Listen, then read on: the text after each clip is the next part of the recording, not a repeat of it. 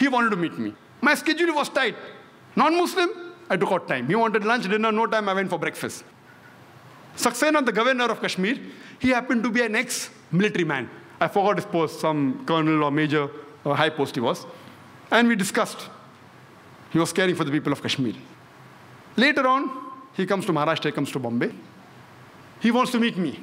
He calls me to the Raj Bhavan, the governor's house. I go and meet there.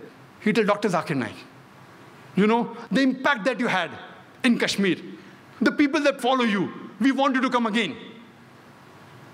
We want you to come on the television of Kashmir. We want to come on the radio.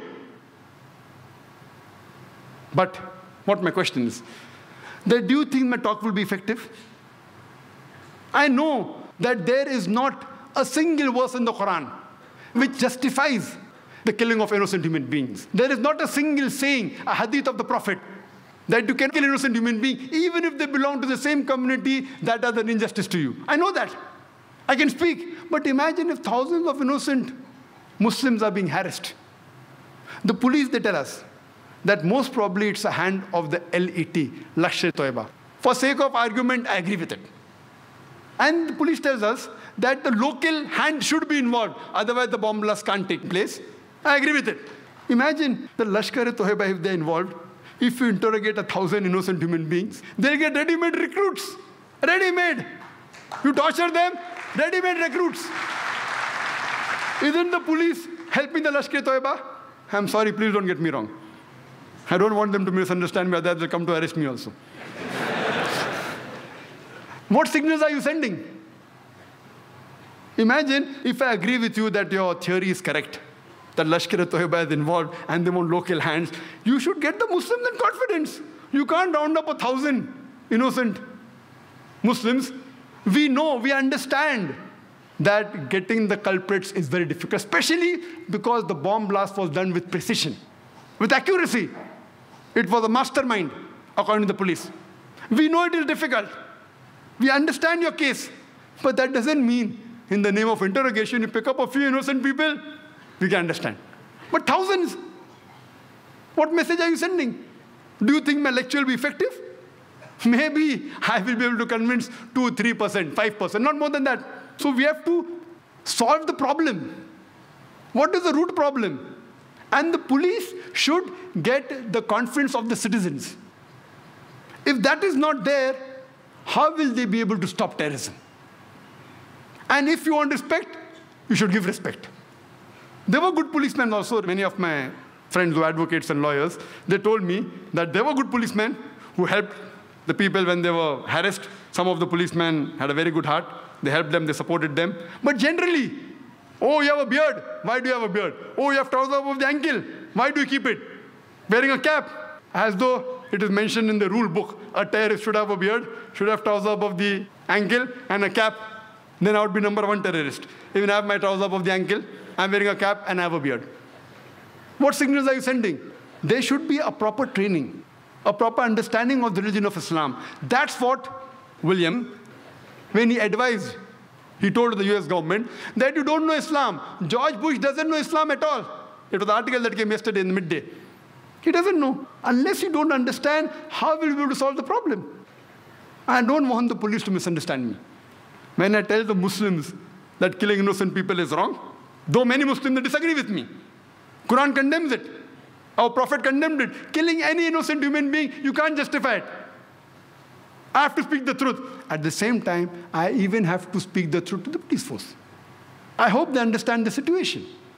And according to Julio Ribeiro, he writes an article in Hindustan Times, I think it was the 9th of September, he says that more the unnecessary arrests that are made, to get a breakthrough becomes more difficult proportionately. The more unnecessary people you arrest, the chances you get at the real culprit is more difficult.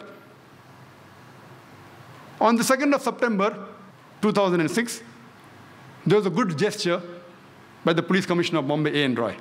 He wrote a personal letter to a couple of hundred Muslim leaders saying that the investigation is unbiased, we aren't harassing the Muslims. I too received one of these letters. And he said that if there is any query, any questions, we can come and sit across the table. We can talk. It's a good gesture. The letter came recently, just maybe a week back. I only hope it is not a theoretical exercise of public relations. If it's practically implemented, that innocent Muslims should not be harassed. If you really want to get the confidence, you see to it that you get the confidence of the Muslims. And then only you will be really able to catch the culprits. And if you get the culprits, whoever they are, surely they have to be punished. We know the authorities, they tell us that why majority Muslims have been picked up.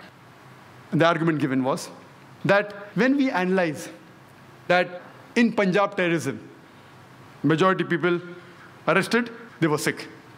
In Ulfa, in Assam, majority were Hindus. In Tamil Nadu LTT, they were Hindus.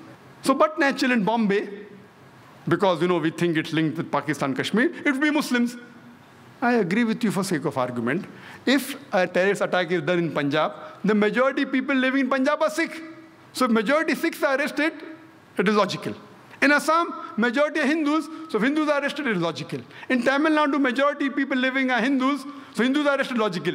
In Bombay, are the majority people living Muslims? The Muslims are in minority.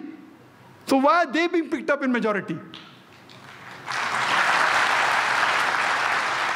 If you think it's an act of Kashmir militant, if you have got records, we have got no doubt with that. But do you mean to say the LTT can't come to Bombay? Do you mean to say Ulfa can't come to Bombay? Do you mean to say 6 terrorists can't come to Bombay?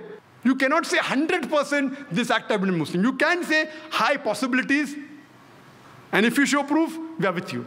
What we are trying to tell you, that identify the people who are responsible, catch them and punish them. But not thousands of people, innocent Muslims being rounded up. We know there are several records. Just a couple of months back, according to the ATS of Maharashtra, 16 members were arrested from a hardcore Hindu organization. They were involved in 3 bomb blasts in mosques. Mahmudi Mosque in Parbani, one of the mosques in Jalna, one in Pune, 3. And recently on 6th of April, in one place, by mistake, a bomb detonates, by mistake. While they were making a bomb, it exploded. It killed 4 people and 11 were injured. When inquiries were made, many people belonged to the same hardcore